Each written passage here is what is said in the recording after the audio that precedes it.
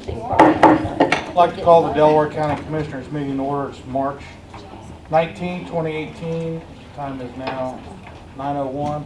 For everybody to stand for the pledge, please. Pledge allegiance to the flag of the United States of America and to the republic for which it stands, one nation, under God, indivisible, with liberty and justice for all. When I see it, I'm like 6, 7. They had it on too. Yeah. Thank you. And I felt well if maybe I would, somebody would. Steve, can you call the roll, please? Mr. Henry. Here. Ms. Reagan. Present. Mr. King. Here. Mr. Brooks. Here. If anybody has their cell phone on them today, can you make sure it's turned off, please?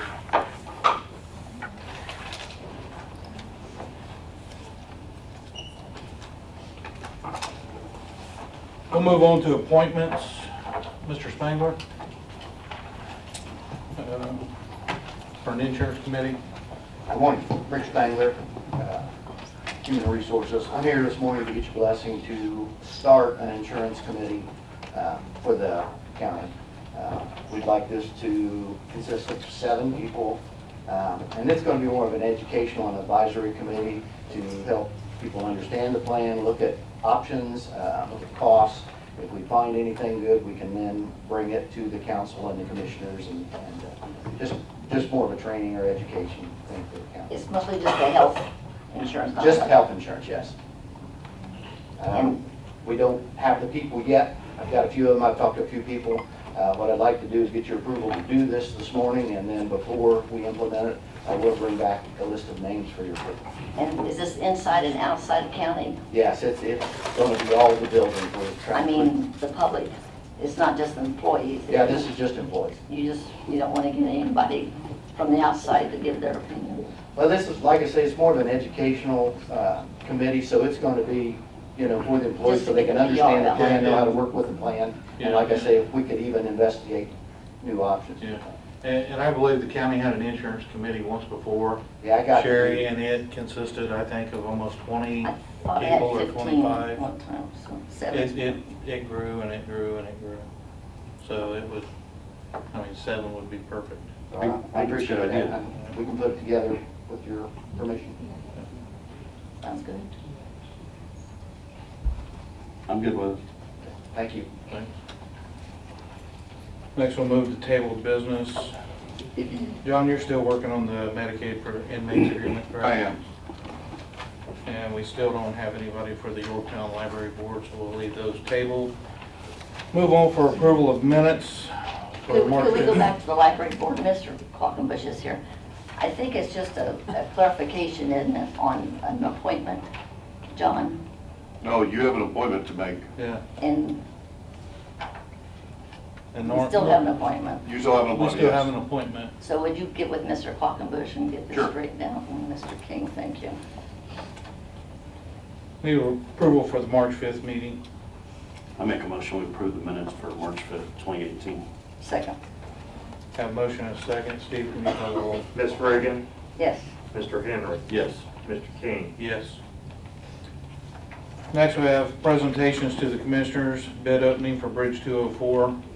Angie? Commissioners, I advertised for bids for Bridge 204 located on County Road 200 West over Williams Creek in Road Township. This is a bridge replacement. And I believe Steve said he received 3 bids. Is that the one we just had to close? No. I was thinking that had function. It's still open then? Yeah. All right. Looks like we have 3 bids. First one I'm opening is Duncan Robertson from Franklin, Indiana.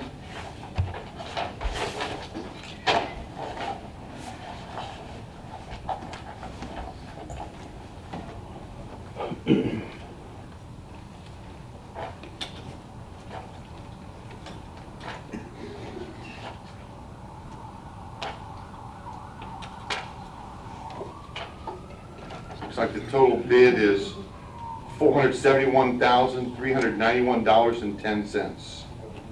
471,391.10. Next one is Beatty Construction out of Bogstown, Indiana.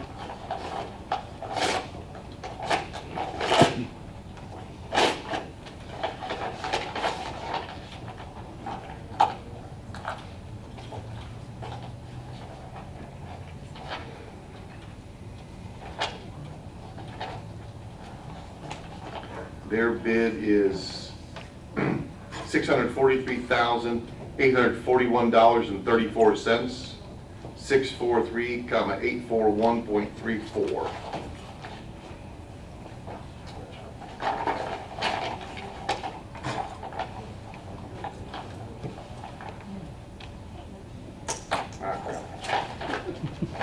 Next one I have is Hoosier Pride Excavating from Springport, Indiana.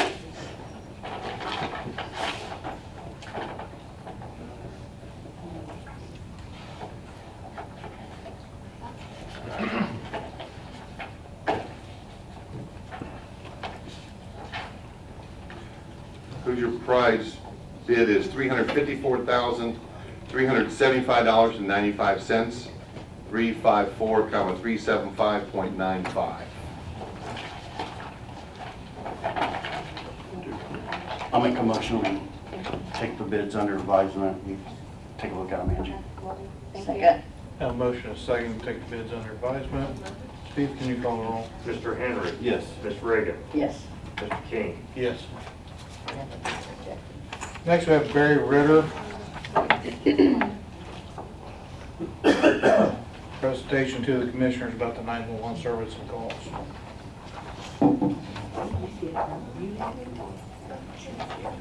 Good morning, I'm Barry Ritter, Ritter Keeping Services.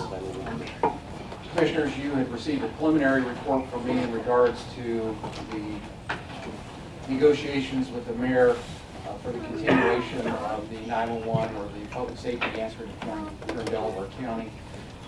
Within that task order, one of the reports that you asked for was an analysis of funding options utilized by other counties around the state of Indiana. You have before you a report in which I analyzed 7 other counties across Indiana and how that PSAP within that community is funded either through what we used to know as a CADGET or a LOIT, most recently named as the LIT in some counties for the local income tax, contributions from the general fund from the county or from the municipality to billings from the county to local public safety agencies, township fire, EMS, law enforcement agencies. John and Mr. King and myself had an opportunity to review this report with the mayor. Conversations are ongoing with the city, and options are being considered for funding of the PSAP here in Delaware County. That's a high-level analysis of that report, but I'd be more than happy to answer any questions that you might have. I was very impressed with the turnout and due diligence in the 7 counties, and I want to thank you for that, being so efficient, getting that to us. Thank you. I think the one thing that I would point out for your review in that report is that obviously municipalities in a consolidated PSAP carry the majority of the call load. And Delaware County is no different. It appears that we estimate anywhere from 65 to 70% of the call load is due to the city of Muncie. That would be police, fire, and a percentage of the response from EMS inside the city limits. When you look at those other communities and how the funding is divided, for those that are not using the LIT option, you would find that the municipality is paying the highest percentage of the cost of that PSAP based on call load and population. And you know, Mr. Ritter, I think it'd be, the public out here would like to know your background on how we chose you, with your expertise. Well, that's not a very interesting background. I think it's very interesting, I really do. I'm actually, I've been in public safety my entire adult career. I retired from the Richmond Police Department after 20 years service. I managed the consolidated PSAP in Wayne County for about 7 years. left there and spent a number of years as the executive director of the Indiana Statewide 911 Board, responsible for PSAPs in the entire state, and the funding, which you used to collect here at the local level, was collected by my office and distributed around the state, and we monitored the operations and the expenditures in each of the counties from that fund. Well, thank you. Thank you. We won't hold that against you that you were from Wayne County, but Well, I appreciate that. I will note that I have forwarded to your legal counsel the engagement for the next task order for your review to determine how we'll proceed after we finish with this. Thank you, Barry. Thank you. Very good, thank you. If we could we have Mr. Ritter explain how the funding currently exists in Delaware County for this that'd PSAP? be very helpful. Well, obviously, you're aware that the 911 fees that are paid on technologies, be it citizens' home phones, business phones, wireless devices, or VoIP technology, all of those funds are sent to the state 911 board in the state of Indiana. And each month, you receive a distribution based upon a predetermined formula back in 2012 when the legislature changed the law. So each month, that distribution is sent to the county auditor, and the PSAP utilizes those funds for the operation. And then county council, county commissioners fund the balance of that operation out of your general fund. And then on, I believe it's quarterly basis, the county prepares an invoice for payment from the city for items for the operation of that center that are defined in the interlocal agreement. And I believe today that the county is, or the city is reimbursing the county somewhere in the neighborhood of $1 million a year. 1.2. 1.2 for the share of the cost of that center. That would be personnel, fringe benefits, the technical equipment in the center, which are the two largest expenditures, personnel and the 911 answering equipment, and then any other cost that the county pays from the general fund. And Mr. Craycraft, I don't know what time, but sometime today or tomorrow, this will be on our webpage that people can go up and look it up. If you have time limit that it usually, the minutes are there and Well, we need some little bit to work on the minutes if After that's lunch. not done overnight. The minutes won't be posted on the web until after the commissioners' meeting. I mean, today. No, not Well, today. but last week, but I'm talking about this, also the report won't be posted until next meeting. Right, would the commissioners approve the minutes? Right. Right, Right, so we can't pass no, anything nothing today. until the commissioners approve the minutes. Right, I Then I understand, post that on the web. That's how I've always but, done so it. our next meeting is, April 2nd. yeah, so in the afternoon. And Barry, on your report, most cities and county that work jointly together, the cities are paying more than what the county is on the percentage, aren't they?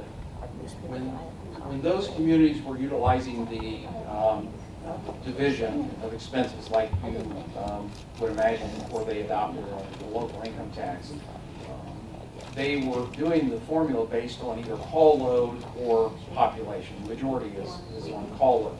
And so let's say that your budget is $2 million a year and you have $1 million in 911 fees.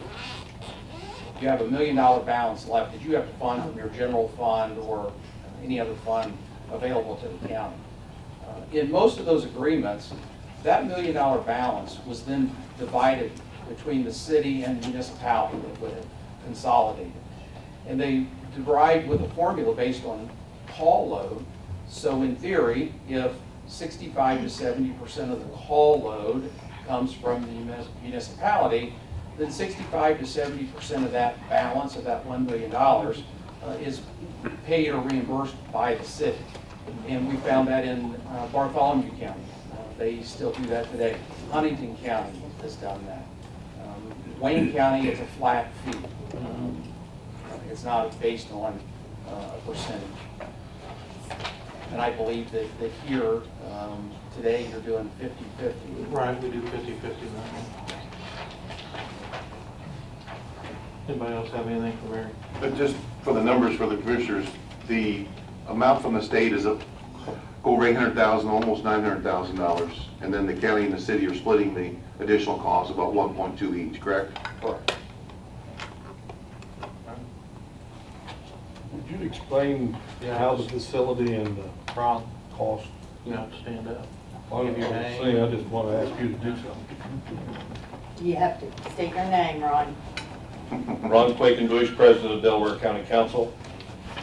I'd just like for the commissioner to explain to the public how the facility and the equipment, technical as this gentleman called it, was put in place and what entity paid for that. Well, the commissioners actually paid for the equipment that's And the building too, in the right? building, right? I believe the only thing we really share with the city is insurance, employees. There's some lease payments for leasing the equipment from AT&T, the phones. But the building and consoles and stuff was actually purchased by the county And the building. and the building. Anything else for Barry? Thank you, sir. I would request that the commissioners consider approving the next phase of Mr. Ritter's contract, an addendum to the contract that I've shared with all of you. Can I have you a motion? I'll make a motion to approve the addendum to the contract. Second. Have a motion and a second. Steve, can you call the roll, please? Mr. Henry. Yes. Ms. Reagan. Yes. Mr. King. Yes. I thought I sent it to you, but I'll find it, okay? Denise, it's in your folder.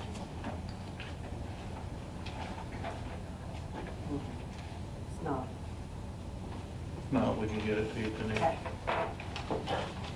Next, we have Resolution 2018-013, identifying 3 tax sale certificates to be assigned to a nonprofit corporation. Kessler? Yes, it is. I'm sorry, there's 6 tax sale properties. Is that not listed on your resolution? Yeah, they're all 6 on there, it looks like. Okay. These are tax sale properties that a nonprofit has requested, and in this case, it's East Central Indiana Regional Planning District. This resolution sets for your approval of those and a public hearing for the 16th of April.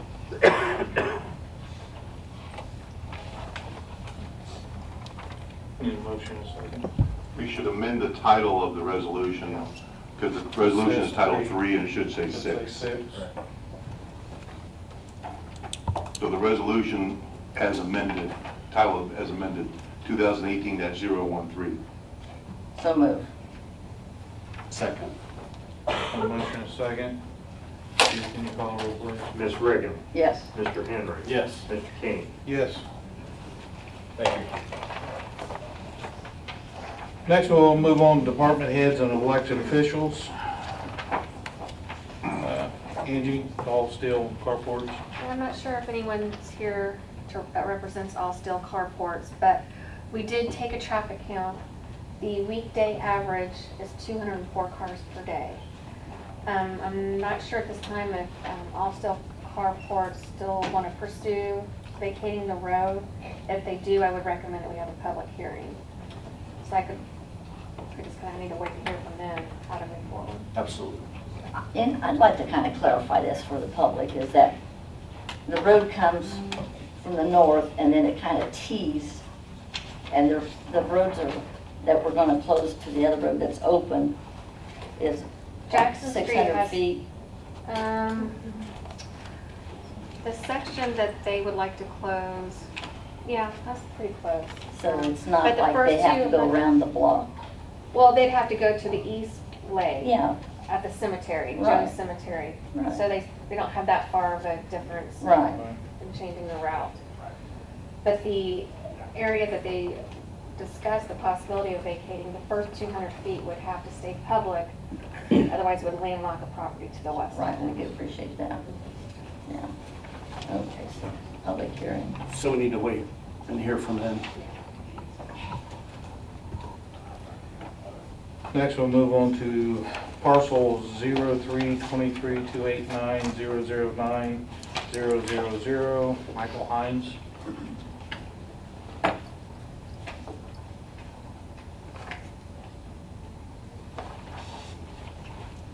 Is he the one up in here?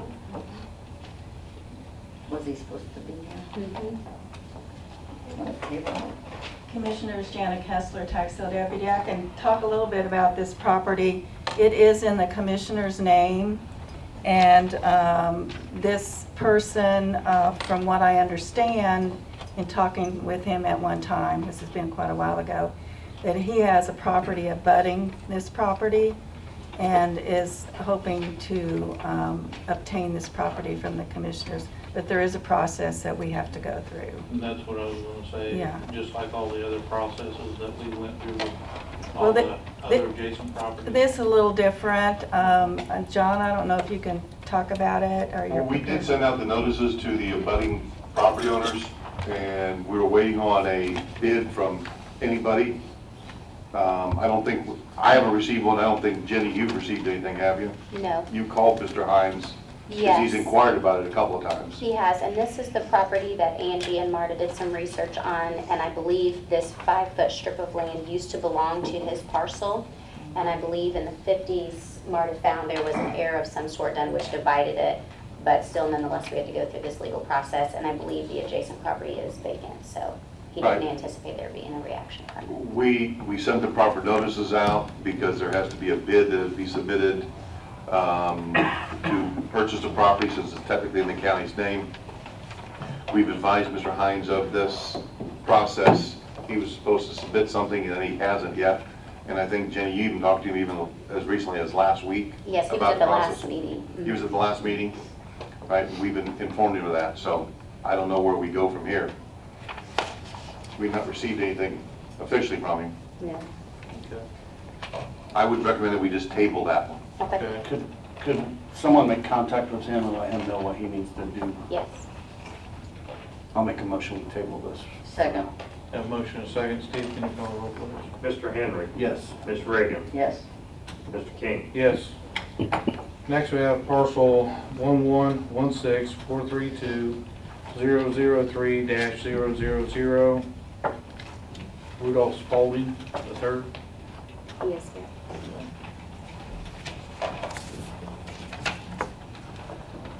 I was wanting to see about the property next to 113 West 5th Street. It's been vacant for like 10 or 12 years, and you all supposed to own that, and I just bought the house right next to it, and I have nowhere to park or anything. My property's like 3 feet from the house, and I was wanting to see what I could do about obtaining that property or using it. I've done cleaned it all off and got all the brush and trash off from it, so my house would look better. Yeah, sounds good. Is this the property, Jenny, with the alley between? Yes. Okay. The process, Mr. Spalding, is there's a platted alley that exists on the property too, between your property and the piece of property you want to obtain. Yes. You've got to go to the city to vacate that alley, because that's in essence a roadway, an alley. You've got to go to the city to vacate that alley, have it transferred over to you, then you can obtain that strip of land from the county. Okay, how would I do that? There's a process for vacating an alley. You have to petition the city council. There has to be a public hearing the city council does. You've got to give notice to the adjacent property owner, which would be the county. Yes. And then go to the city council meeting. It'd be best probably to consult with an attorney about the process, okay? Okay, thank you. Mhm. Good luck. Bring that on. Next, John, I'd like to ask the commissioners to continue the hold on the building permits and allow John and Marta to work on some regulations for the CFO in Delaware County. What are you guys' thoughts? Yes, I think it's time that we I had not known that they were looked at in 2007 and 9, I believe, Mr. Brooks. Yes. So that's been quite a while, and I want our community to look good, to smell good, be inviting to the community, and healthy and wise, you might say, so I'll make that Well, motion. you know, and I understand we have 5 already, if I'm correct. Yes. Marta, is that correct? We've already have 5. And I believe one was built last year, Added on to. added on to it? Expanded. Okay. Nobody ever brought it to our attention that there was no regulations within our county. So we would like to make sure that we do our due diligence in this. And we'd request John and Marta to work together on some kind of regulations and take it to the planning commission, because that's really where this should have started at anyway, shouldn't it, John? Yes. At the level of the planning commission. Then they would make a recommendation and bring it to the commissioners. Right. First of all, I've shared with the commissioners all the information that was sent after the public meeting on the 9th, or the 8th, actually. And we have an index of all those comments, emails, petitions, whatever, that the commissioners have seen. Second of all, I've also provided a copy or an executive summary of some of the surrounding counties on their CAFO regulations, Jay, Henry, and Blackford. I've looked at Hamilton County, which makes a CAFO a special use. It's not considered an agricultural use in Hamilton County, so you've got to go to, an applicant would have to go to the Board of Zoning Appeals to get approval. Marta has shared with me some thoughts on a draft ordinance that I want to look at and then share with the commissioners to present to the Plan Commission, because that's where it has to start with the Plan Commission. Anytime you want to change or amend the zoning ordinance, you've got to have the Plan Commission conduct the public hearing, and that's in essence the first reading of the ordinance. Right. And then it would come to the commissioners for a second reading. How long a process you think this could take? Well, there's a Plan Commission meeting, is it this week or next week? April 5th, I think. April 5th. First Thursday in April. Okay, But publication Right, has there to is. occur right. 10 days before that in order for them to be able to hold the public hearing. So you're talking about the May meeting in essence? Yeah, yeah. What you would do is you would make an approval of the recommendation at your April 2nd meeting to present to the Plan Commission. The Plan Commission would then put it on the agenda for the May meeting. They would submit the publication for the public notice. That has to go out at least 10 or 15 days before the public hearing. Then they would conduct the public hearing at the Plan Commission in May. They would make the recommendation, and then it would come back to you for your May 16th. Second meeting, yeah, in May. Right. Whatever the meeting, I don't know what day it is, but. Yeah. Sounds good to me. Sherry, you made a motion? Yes, sir. I'll second it. Have a motion and a second. Steve, can you call the roll, please? Ms. Reagan, Yes. Mr. Henry. Yes. Mr. King. Yes.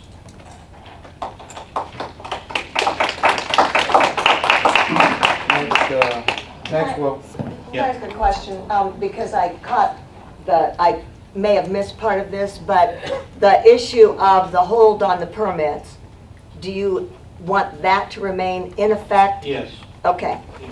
Yes. I don't believe it's been, as far as we know, I have not approved that Right. permit either, so I don't. But that can happen at any time. Right. So, Absolutely. Right. We just want to make sure we do our due diligence Right. in this, okay. and we look at every option. Yeah. that- I just wanted to be clear on that the Absolutely. hold is in place until, at the earliest, mid-May. The applicant has multiple years in which to actually start construction. Yeah. Once IDEM approves it, but Yeah. the applicant would need local building permits Right, and To- drainage permits. and drainage permits and- Erosion control permits. and driveway permits and that sort of stuff. Right, And I'd like for everybody to understand, because I get bombarded with the emails, is IDEM, they're the ones that actually gives the permitting out for this. We do the building permits. but the permitting for the actual CFO actually comes from IDEM. Am I correct? Yes. So, I mean, we're getting hit with it, maybe that's where you should also start at with IDEM.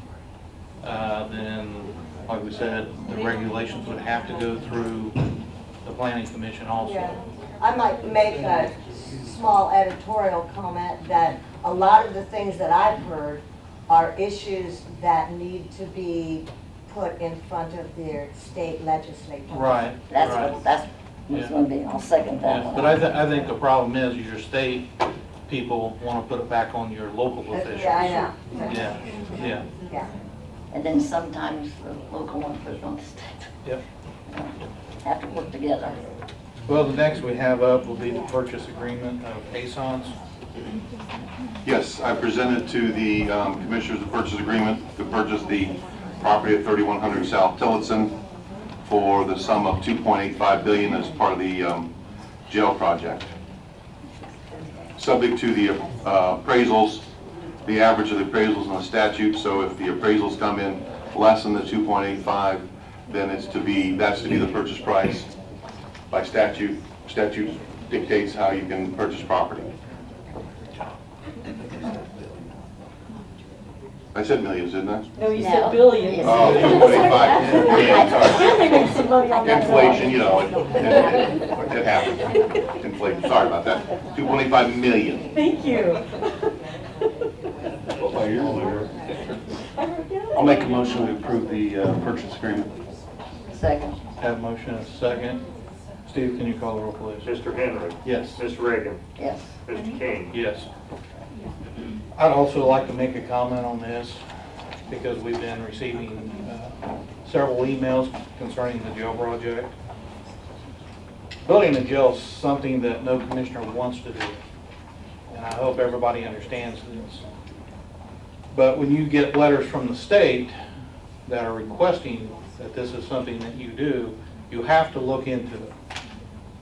If nobody has been under a federal lawsuit, I would suggest you ask Mr. Quackenbush, which is president of our county council, because he was a commissioner back in the 80s when a federal judge stepped in and said, yes, you will build this.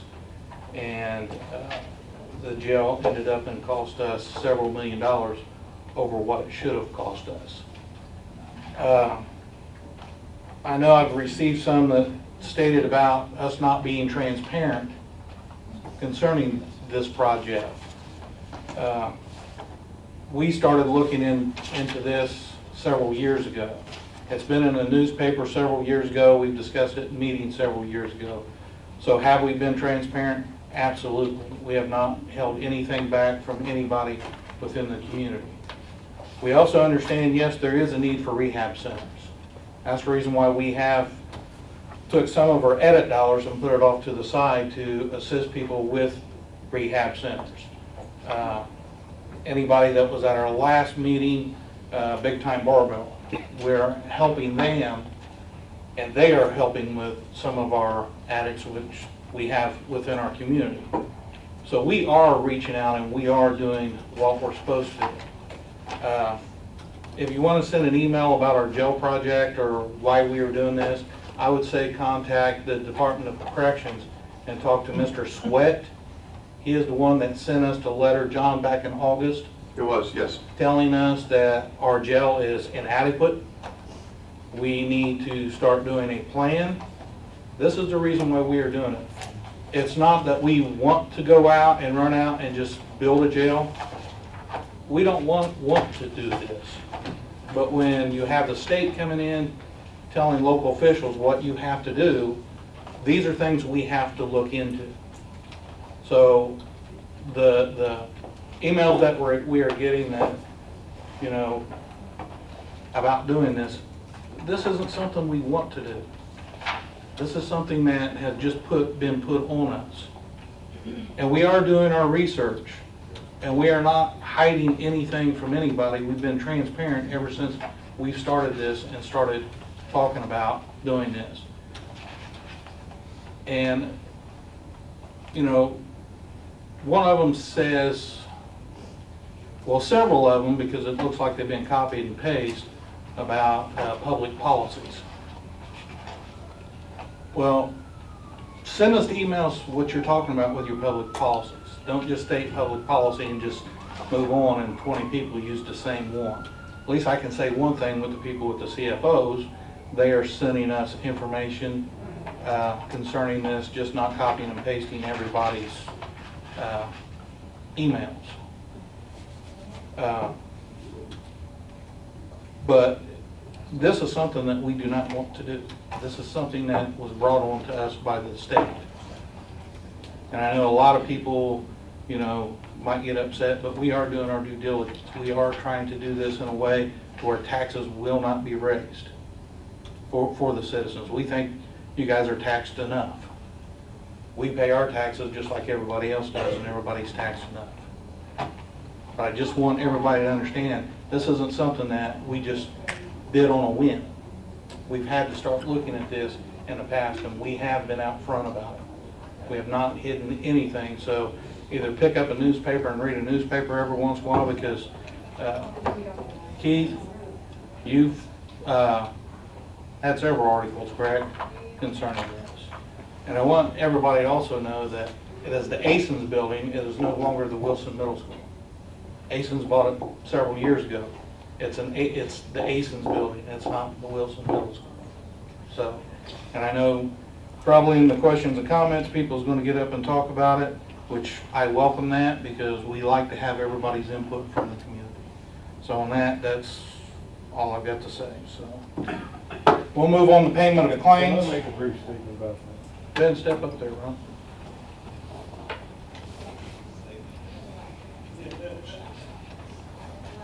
I am the victim of the original jail over here. Everybody blames it on me, as I was president of the county commissioners during part of the time that the decision was made to build a jail downtown, and we were under a federal court mandate, of which was a deep, dark secret until after I was elected. And we'd already been under court order to build a jail. We went through a big process, and I've cautioned the commissioners about this. And the county council, in cooperation with the commissioners, passed a resolution allowing them to negotiate to purchase this building. There's nothing in that resolution that says what the use of that building will be. And the commissioners have assured us as council that they will research other possibilities, and I know they have researched other possibilities. And they're the biggest doubt in my mind is what happens to the existing jail if they move everything to another building. And they've assured us that they're seeking out that process also in their feasibilities. And they have talked about request RMDs or something of that nature. Right. Request for proposals, RFPs, for this whole subject. But this building came up for sale at a time when maybe it was unexpected, maybe not, but they have to move. They don't have a choice. They're using economic development income tax, which means that building could be used for anything as far as economic development goes. There's always possibilities if they would decide to go a different direction. So until final decisions are made, I think everyone should have an open mind. And that's the way the council approached it in giving them the ability to go ahead and make an offer on this building. And I'm a real estate guy. I lived in my life buying and selling real estate, developing a subdivision in Yorktown, building homes. And I know timing is of the essence when you're dealing on property. And so they think this is a viable project for something. Right now they're looking at it as a possible jail and other things. And they have to make that move. That's just good business, and I thank them for that. Thanks, Ron. Thanks, Ron. Move on to payment of claims in the amount of $908,637.09. So moved. Second. A motion second. Steve, can you call the roll, please? Ms. Reagan. Yes. Mr. Henry. Yes. Mr. King. Yes. Next, we'll move to questions, comments from the public.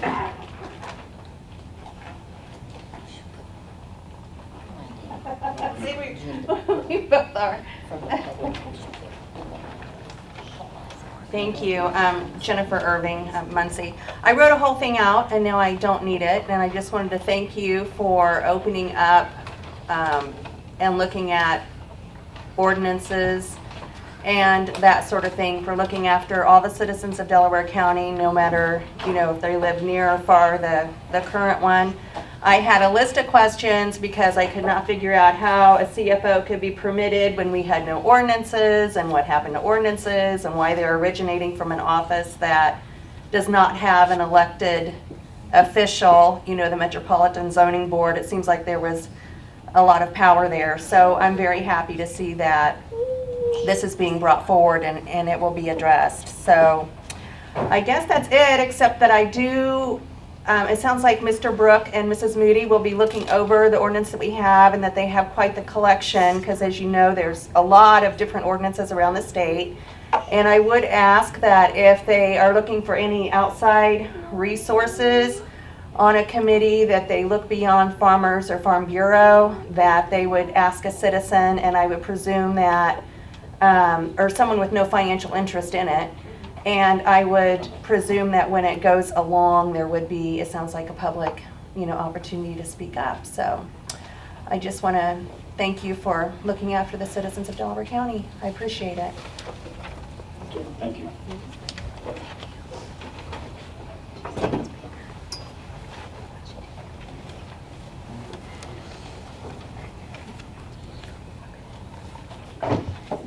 Bob Schroyer, 711 East Centennial. Most of you know that I'm a regular in the audience of the commissioners' meetings. When you're not. I appreciate the meeting today, the fact that you've explained a lot of things to a lot of people on a lot of subjects. I want to run through a little bit of what happened to me in the last 2 years. My wife and I were gone to Florida for 2 months. We came back. I came to the first meeting after I got back, which is about this time of year. And I saw for the second reading of the ordinance that there was going to be a gun range put in right within, it's actually the berm that they shoot into is within 50 feet of my property. I was upset, but I had attended enough meetings to know that when the second reading is done, it's over with.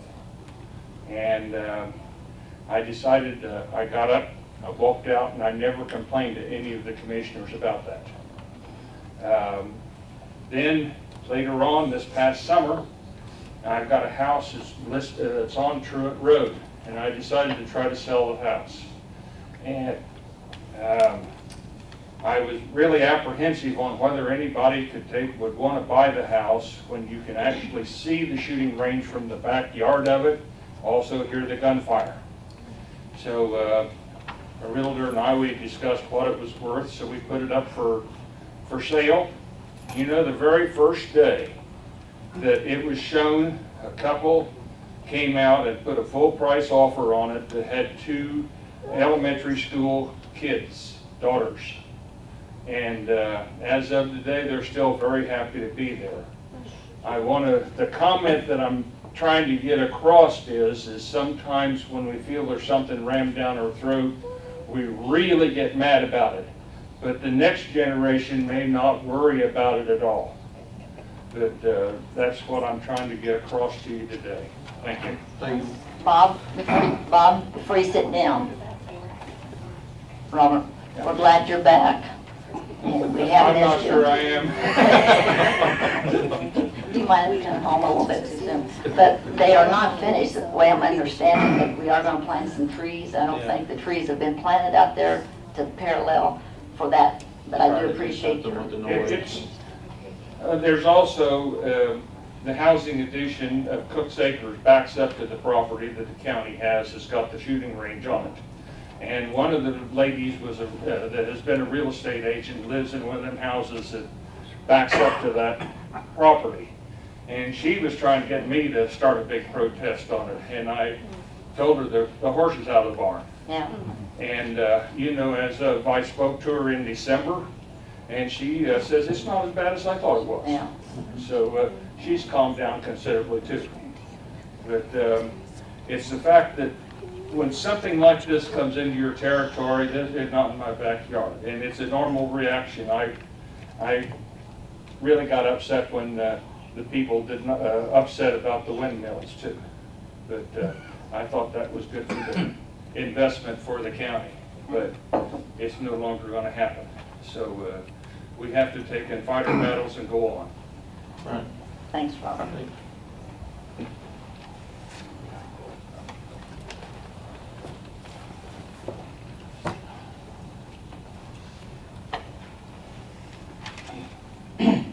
My name is Fred Casher. I'm from Shamrock Lakes. I want to thank the commissioners for hearing us keep bringing up probably same subjects about the CFOs. I hope you still have an open mind and will work with us. I have a couple questions. Have you commissioners, any of you commissioners, visited the proposed CFO site? Yes. Yes. Did you notice the gully washes in the property that go down to the corner of the property adjacent to Bob Ray's house? I've noticed on the map some, There's a gully wash that goes through there. It's about this deep, about this wide, about this deep. I think it runs the entire property. Did you notice that? I didn't know. Did you talk with Bob Ray about the lights putting in a drainage tile without permission to his pond from the higher ground? No. I spoke with someone about that. I'm not sure. Has he spoke with the I've surveyor? talked to a lot of people. If it was that the ditch or the tile that was put in without his permission, Yes. I'm not quite sure why. He wasn't home.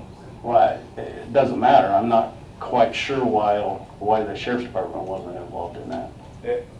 No one to notify him. He wasn't around. He was on vacation or something. Is Bob here? Yeah, but even that's a sheriff's department issue. Someone can't just trespass and Well, do it's, that. it's over and This done. is common practice. Huh? This is common practice by Ms. Lights. Come up here. We stood and talked about this with Galen less than a week ago, my wife and I, and I asked Galen point blank, did you remove Could the you section? state your name for the record, please? Robert Ray. Okay, thank you. Where do you live? I live Adjacent? yes, I have the piece of property, the 6 acres that are right on the corner of 225 and 1270. So this CAFO will be just 700 or 800 feet down the road. Anyway, my wife and I asked Galen point blank. Who is Galen? Galen is the father of Rick. Okay. And I said, did you remove a section of my fence, drive your backhoe onto my property, take trees out, dig trenches, holes, and do all this? He said, yes, I did. Just like, that's common practice. Well, like Commissioner Henry said, have you contacted your sheriff's department? No, this is kind of after. Because if they took your fence out, that's damage to It's your still property. out. If they took trees out, that's damage to your property. Right. And if they're on your property without your knowledge. Never had any knowledge at all. Right, then that would be for the sheriff's department. and what year Well, they was drove their this? huge tractor What's into the our date? front yard, crushing our drainage tile. Right, so you We need, have 4 times the drainage from agricultural runoff Right. on our 6 acres now than we've ever had. And- They've run, you can see all the tiles from the north come across our property line. and what we're trying to say, sir, is what they done, I mean, you either need to go talk to the surveyor about them hooking onto the drainage pipe, or you need to contact the sheriff's department, because as a law enforcement officer, just like Mr. Henry said, they cannot just go onto your property, they just cannot take your fence down, they just can't. So you need to contact, even though you're saying it's common practice, they're still going onto your property without your authority. They're removing your fence without your authority. That's not us. What we're trying to do is do our due diligence here with maybe look at some regulations, but what you're bringing to us is something that somebody has done illegally, and we can't, and I understand, the other guy standing there next to you, but you need to contact the sheriff's department if you have a problem with them coming onto your property, removing your fence, and doing this. You need to contact the sheriff's department. We've lived with lights, bought property from them. They're wonderful people. I've never had a problem at all. But Galen and his son are a different story, kind of Blackfeet sheep. Just for the record, I'm curious, what year did this happen? I don't know for sure. What year? At least a year ago. A year. Maybe more. It's not been that long. They drove through our front yard with their huge tractor and planting equipment. I think a school bus was coming down the road, crushed 3 drainage tiles, run through my front yard. Never, ever said, sorry, we'll fix it or something. Call the police when that happens. Well, Actually, Commissioners, this is a civil matter because it's a trespass on property. He should contact his attorney to address that situation because that was a trespass. That's also a civil matter. It's outside the course of what the Commissioners can do. Of the sheriff. Right. And what we're trying to do our due diligence in all of this. Okay, that's the reason why, we're trying to hold off on the permitting now. We're wanting our attorney and Marta Moody to look into other avenues. It's one of the reasons why we had our meeting on the 8th, so we could listen to people as they could get up and speak, and the ones that was opposed and the ones that was for it. What you're bringing to us now, I mean, we really don't have anything to do with that. okay, Excuse me. I realize it should have, and still could involve the sheriff. The thing of it is, they got tiles all over that property. Well, Why? Has anybody went to the surveyor and asked Well, the the drainage- surveyor about the drainage? they're meeting today. Drainage board. I have a That, aerial Shannon, photograph here. Shannon, excuse me, sir. Mr. Henry's on the drainage board. Would this be a place that they could start today? If they're putting in private tile, it's private tile.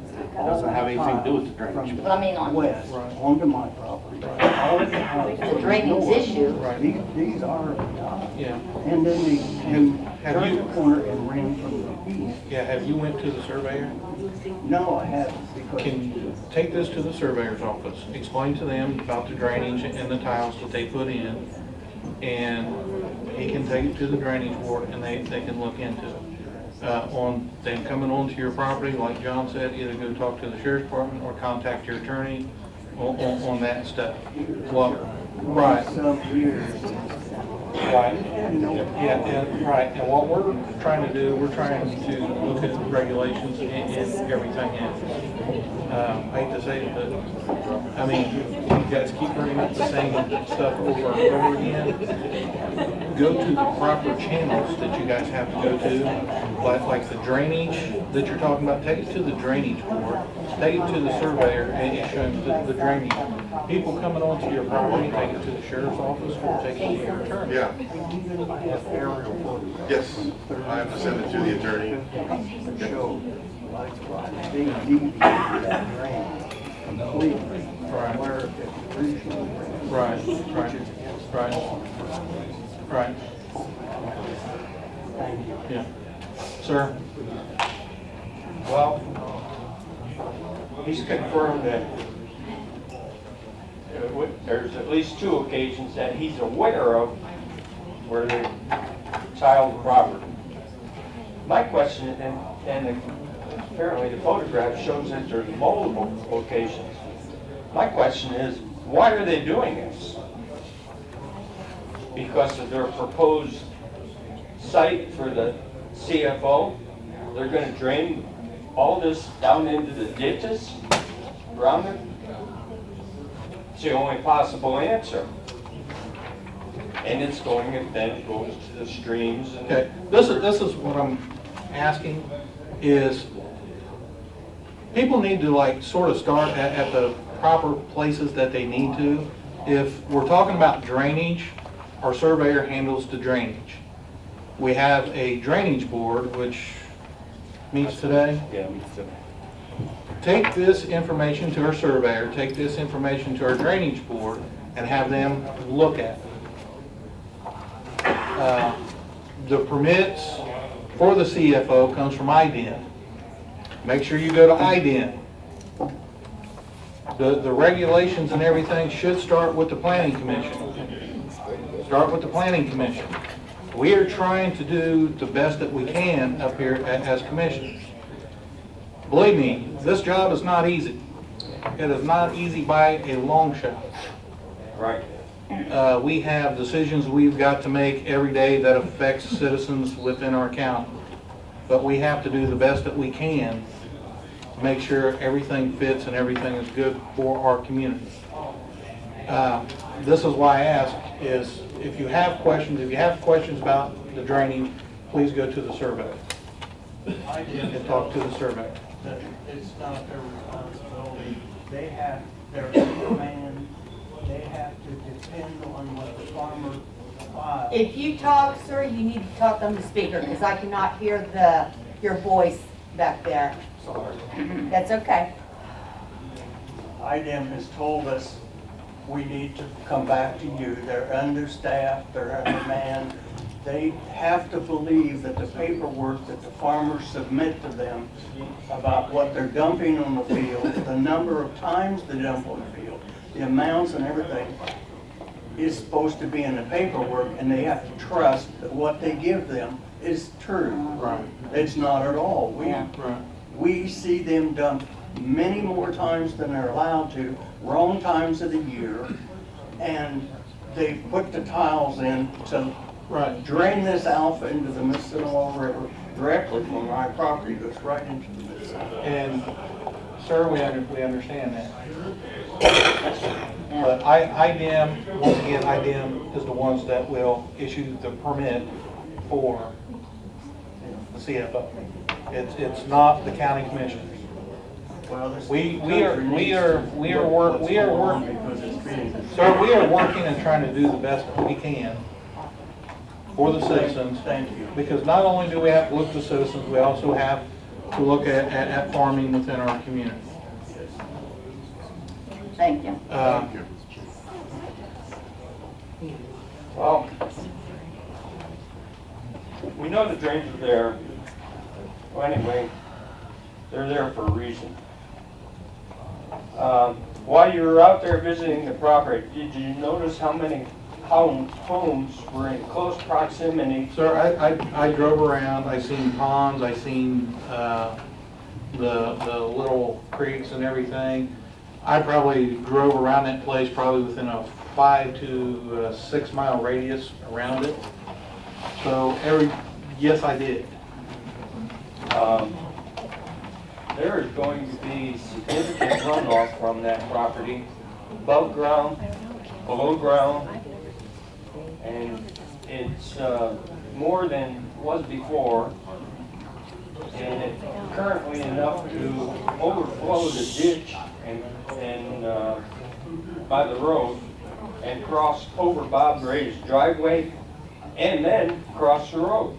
This is new runoff. Fred, do you Yeah. mind? Yeah. If they apply for a building permit, one of the steps is getting a drainage permit. And they have to retain or detain their water. They cannot add additional water onto their surrounding neighbors. That is reviewed by an engineer. That's got to be in their plans. Yes. And then you enforce the plans then? The county wouldn't enforce that?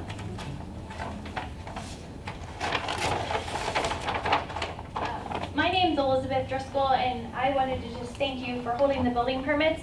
The only thing I think I wanted to clarify on this is that item permits the concrete manure storage. They don't permit like the building permits and things like that. So when we've been asking for you not to permit, that, I mean, you're doing exactly what you're asking at this point. So I wanted to say thank you and just clarify that we have been in connection with item. And I just wanted to ask if do we get with MARTA if we have suggestions or ideas? I've talked to IDEM and they've given us recommendations of different counties to look at. Is that something we send to you or to MARTA? I would send it to MARTA, but I honestly, I would, so she's not bombarded with 20 or 30 people that sends her stuff. I'm sure you guys have a group. Yeah. Because you have your t-shirts and everything. Yep. So you guys have a group. I would take 1 or 2 people from that group, gather all my information from everybody else, put something together, and maybe 1 or 2 people get with Marta and sit down and go over some of the things that you guys might like to see in this. Okay. Because I'm sure some of the farmers will contact her also and want to have something placed in there. But like I keep, we're doing the best we can. Right, and we thank you for that. Yeah. And I know we have the League of Women Voters. She kind of wanted to speak to that. And I was going to get to her as soon as. Okay, thank you. Yeah. Moving on to another subject. What is this runoff going to consist of besides manure? I haven't heard any discussions about the dead pigs in all the meetings I've attended. The death rate is projected to be above 5%, which is the low average for an operation like this. With this type of factory, and this is not regulated by item. There's nothing that says what to do with these dead pigs. And sir, I'm sure you're in with the other group, correct? Correct. Okay. Why don't you like put those questions and everything in order and get them to Mrs. Driscoll? Fine. Might be one of them that we'll be getting with Marta. I know I've had several emails from Mrs. Evans. Maybe get with them, get these questions, and all that can be sent to Marta Moody. Who are you talking about? Marta, stand Marta up. Moody, can you stand it? She is over our Muncie Delaware County Planning Commission. They will be the ones, yeah.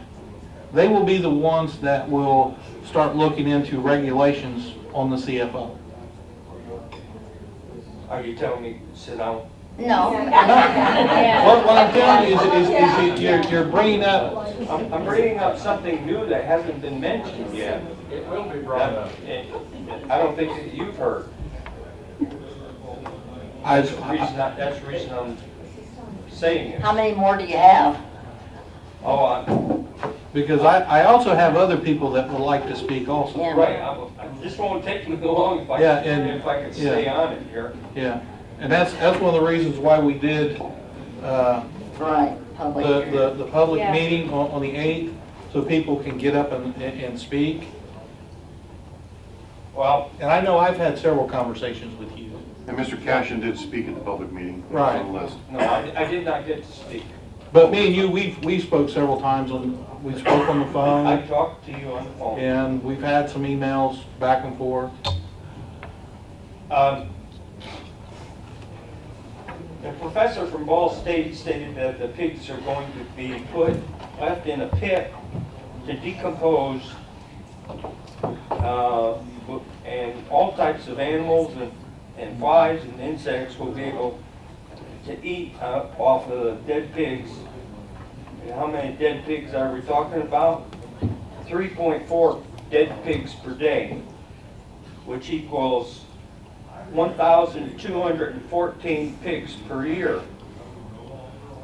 Because this is not just 10,000 pigs that we're talking about. They turn this over 2.3 times. So we're talking close to 25,000 pigs are going to go through that operation. So So you got 1,200 dead pigs, which is equal to 10 semi-truckloads of pigs that they're gonna dump on the property somewhere to let rot and seep into the groundwater and. Yeah, and sir, I don't know if it was you that sent that, but I received that in an email. Did you? Yes, I did. Probably about everything you're gonna say to me. I've seen it in an email, or somebody has either sent YouTube videos to me. Okay, I got something else that I don't think you mentioned yet. Who is the actual property owner? On the map that I see. I think it's Galen Light. Galen Light, yeah, is the map that I've seen. Galen Light. Yeah, the father of Rhett Light. Who owns, who got the permit? Rhett Light filled out the application for IDEM. So we got one person owns the property, another person owns the permit. Yes, and sir, I don't know what IDEM's rules are, but it's possible and not out of keeping for a permit applicant to not necessarily be the owner. There might be an affidavit within that application process that has to be signed by the owner. That all depends upon the requirements of IDEM for filling out their paperwork. Who's gonna follow up on this to see, hey, this is done right or it's not? If the application is not right, that's something that IDEM's going to point out to them. They haven't applied for any local permits yet. Well, maybe you might want to contact IDM about that and ask them the question. Yeah, and you know, It's kind of like me putting my license plate on your car. You get I understand your point. You know what you might want to do is, So, I mean, the banter back and forth, also I'm not going to have. You've made your point. I understand what you're saying. I've talked to you. A lot of the stuff that you're bringing up is we've either had emailed or it's been YouTubed. The question about, like what Marta was trying to, if you have questions about the permitting, I would suggest you call IDM. Or drive down to IDM and sit down with them and ask the questions about the permitting, because we don't do that permitting, IDM does. Well, I can finish up pretty quick here then. You got a minute, how's that? On March 8th, the family said that they had never raised livestock before. I think this is a pretty big jump to go into a mega pig farm from that without raising livestock before. It is for that same reason that I think to protect the taxpayers of Delaware County, I think a $30 million bond should be posted to cover potential problems, which would be enough if a Superfund type cleanup is required. It is for that same reason that I think these two families should be required to live year-round on the same property as the live pigs, the dead pigs, and drink the water and live in the toxic fumes next to the families that are going to be financially ruined. Thank you. I'm sorry I took so long. Good morning. I'm Linda Hansen with the League of Women Voters of Muncie, Delaware County. And I want to thank you for taking your due diligence to heart and looking at the possibility of passing an ordinance for Muncie, Delaware County so that we can actually see comprehensive long-range land use planning in the interests of all. Currently, IDEM does not have the authority to deny a CFO permit as long as the proposed operator checks a relatively simple list of boxes. And that's even in cases where the proposed operation would substantially harm human health or the environment. So there was a bill in the legislature that did not get a hearing in its committee or get out, a bipartisan bill that was authored by Sue Arrington, our own representative. That unfortunately did not make it out of committee. There is a longer session next year. We all need to push for that, and it would make your life a lot easier. But in the meantime, before we have that legislation, the responsibility for responding to the will of the people, promoting an environment beneficial to the quality of life through the protection and wise management of the county's natural resources in the public interest falls to you. And I thank you for taking this under advisement and going through the steps with the Planning Commission. And we will send some more suggestions to Marta. Yeah. Oh, young lady, no, go ahead. Hi, my name is Friday St. Jude. I would like to talk a little bit about the jail that you mentioned earlier. I'm sure you know who we are because you were looking right at us while you were talking about those emails. You know who we are. We've been here for a few meetings now. I would just like to say those emails that we sent out, you were talking about how they were like duplicates and everything, and we were hoping that we could like flood your inbox so that you might maybe read one of them. Mission accomplished, obviously. I read my emails. Yeah. Cool. Good for you. I don't like how you brushed us off because of that. And I would like to say that was really inconsiderate of you and very rude. But that's not the most insulting thing that I heard in relation to the jail today.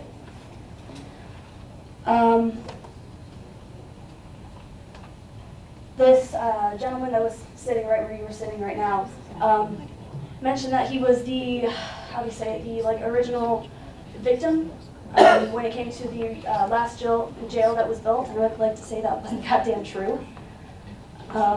Okay, ma'am. Yes. Can you watch your language, please? Sure.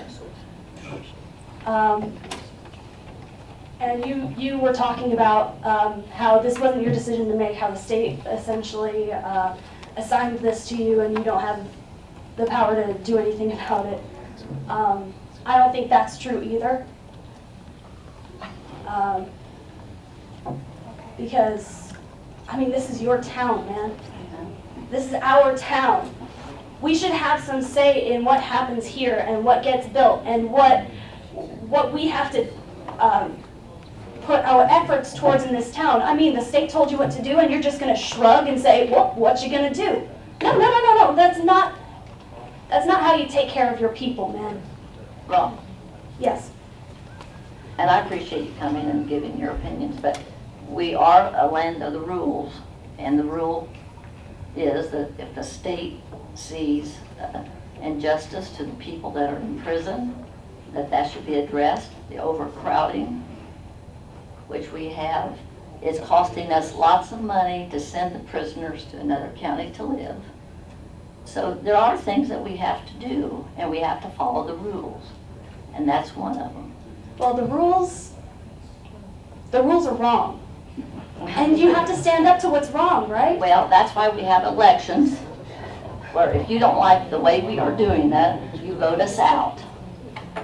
And we can't please everybody, trust me. When you run for office, 50% of the people are going to like you, 50% are not going to like you. But it's the 51 that puts you in office. So sign up to run for office and make your changes. We don't make it with fighting and calling names. And I did not know who you were, but you have a right to speak, so. All right. I'm not done speaking, just so you know. I'm gonna go back to the man that was sitting right here. He said he was the That was original. Mr. Quackenbush. He was the commissioner that came in office and When found the jail out. was built. When he came in office, he was running for office, he was elected, and the federal government had already spoken that we had to build a jail in Delaware County. So it was under his leadership, pro or con, the jail was built. It was I was in the auditor's office then, and I paid the bills. when I came in office in 91, on the lawsuit. It was a lot of money. We didn't like it, but the federal government is up here, and they're over the state, and they're over the county. You wouldn't believe how upset I got when I had to pay a lawyer that went on vacation and charged us while he was on vacation because he was doing work for that lawsuit. Okay. But I had to pay it, yeah. I was hired to pay it. Go ahead. That sucks. That sucks. Well, I didn't say that, but I upset me. Well, anyway, he described himself as the original victim. Yes, I've got those words correctly. Well, he used that word, I guess. Yeah. Well, he was not the original victim of that jail. The original victims of the jail were the prisoners themselves. We've got people going to prison over nonviolent charges, drug charges, stuff that could be dealt with in more compassionate ways than locking them away for years and years of their lives. You and I Then you need to go to the agree. state legislature. I'm not done. I'm not finished Right, talking. but I'm not you finished need to talking. go to the state I'm not- legislature. You've talked plenty. to I need do you. it. I need you. You need to This- listen right now. Listen to me, I'm not going to sit here and argue back Let and me forth. let me with you speak. over this. Let me speak. You're talking You've done about plenty of things that you talking. don't even have control of, you're talking about. Well, you can state take law. control of it. You can say no. Build yourself a backbone. You can say no to this. You can fight back. You are just choosing not to. You are choosing to brush this off in favor of. I'm not finished speaking. Well, I think you are, because all you want to do is sit here and argue, you're not bringing anything up, you're wanting to argue with us. We have laws that we have to follow. Do you understand? We have laws within the state of Indiana. The law is We have- wrong. Then go to the people that does The it. law is wrong. The law can be changed. The law Hold on, can recess. be. The law can be resisted, and you have to take it upon yourselves to take care of your people, take care of your county, take care of your town, and not lock